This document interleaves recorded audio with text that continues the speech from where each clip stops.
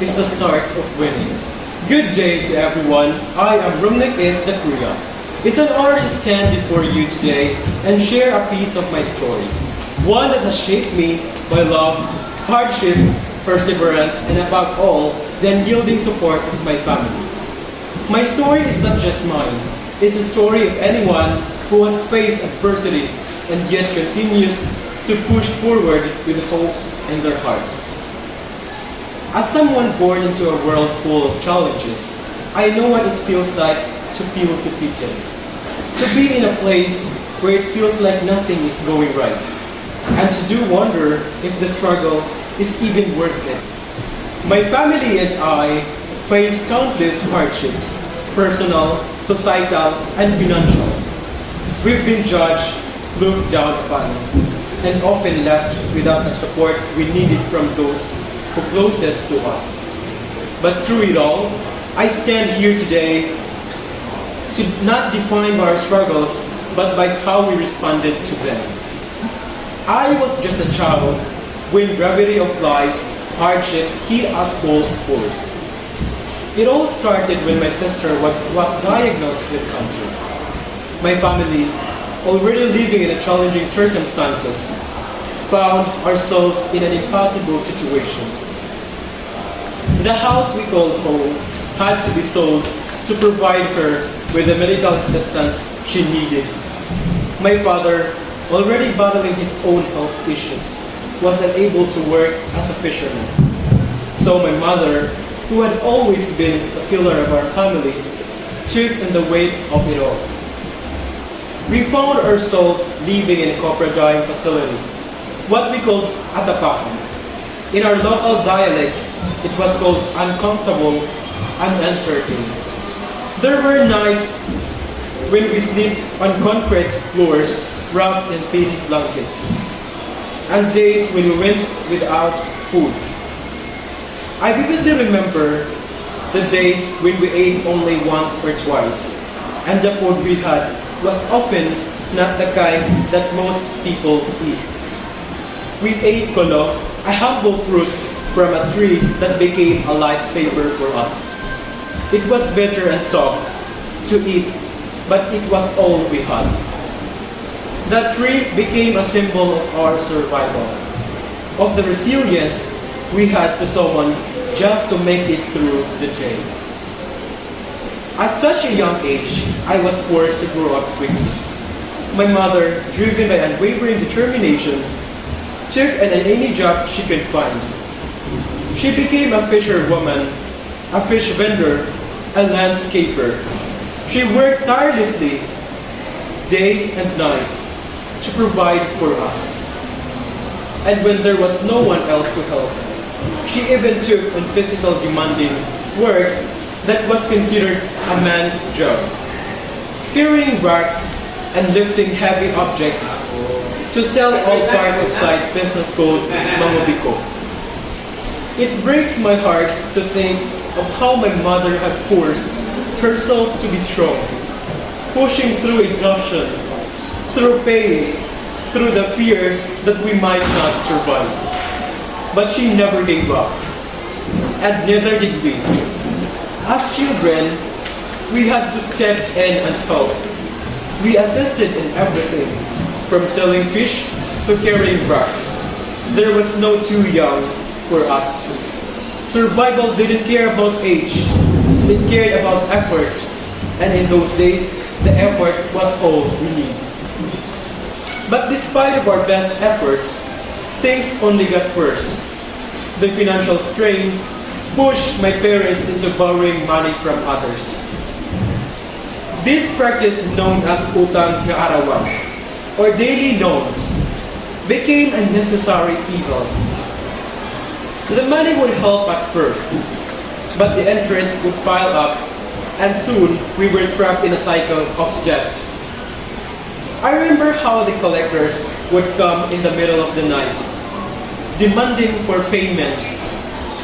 They used words that hurt more than physical pain, that is more than hurtful than as words. Words that cut to the bone. We were already struggling to survive, and now we were being humiliated, treated us if we were nothing more than a burden. But the pain was not just from the collectors, it was from the people who should have been there for us. The relatives we had hoped would lend a hand. When my father's stroke left him disabled, my mother turned family hoping for some support, but we received nothing.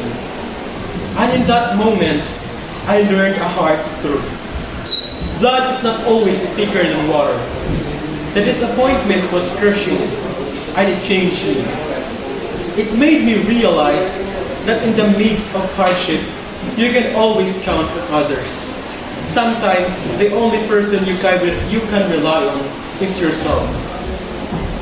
I remember digging for shells on the seashore, tears streaming down my face as I thought about our situation. I thought, how could life be so unfair? But as I stood there, amidst the pain and exhaustion, something began to shift within me. I realized that even though our circumstances were dark, I had a choice. I could either succumb to the weight of our hardships, or I could rise above them. I chose the latter. As I grew older, my resolve to break free from the cycle of poverty grew stronger. I understood that the true enemy was not just about our financial situation, but how we handle ourselves in the face of adversity. I began to see every challenge as an opportunity to grow, to learn, and to become stronger. The pain, the failures, the moments of despair, they were all part of the journey, and I was determined to keep moving forward. I made a promise to myself and to my family. I would not let our past define our future. No matter how difficult things became, I would always find a way out. I knew that change wouldn't come overnight, but I was willing to fight for it. I was willing to work harder than ever before, to sacrifice whatever it took to ensure that my family would never have to endure what we had been through. There were days when I felt like giving up. There were days when the weight of it all seemed unbearable. But I remember my mother's strength. I remembered the sacrifices she made and the countless hours she worked to provide for us. And I found the strength to keep going. I understood that success isn't just about overcoming the external challenges, but rather it's about cultivating the inner strength to persevere, no matter how tough the road ahead may seem. Through every setback, I learned valuable lessons about resilience, humility, and hope. The ones that life has inflicted on me have healed over time, but they have left me with a sense of purpose. A purpose to ensure that I can make a difference. Not just for myself, but for others who may be facing the same battles. Looking back, I am filled with gratitude, not for the hardships we face, but for the lessons they taught me. Today, I stand before you as a proof that no matter where you come from, no matter how difficult your circumstances may be, you have the power to change your life. Your situation does not define you. Your actions do. Your heart, your faith, and your determination will guide you through the darkest of times. To anyone out there who feels trapped, who feels hopeless, I want to say this. You are not alone. And most importantly, you are stronger than you think. Believe in yourself, because that belief is the first step toward winning. Thank you.